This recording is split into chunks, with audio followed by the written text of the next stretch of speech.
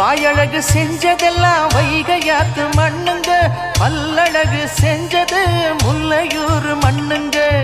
நெத்தி செய்யும் மண்ணுக்கு சுத்தி சுத்தி வந்தேங்க, நிலாவில் மண் எடுத்து நெத்தி செஞ்சேன் பாருங்க. தந்தானே தந்தானே தந்தான குயிலே சாமி, தந்தானே தந்தானே என்னோட மயிலே. தஞ்சாவூர் மண்ணு எடுத்து தாமிரபரணி தண்ணிய விட்டு சேர்த்து சேர்த்து செஞ்சது இந்த பொம்மை. இது பொம்மை இல்ல பொம்மை இல்ல உண்மை.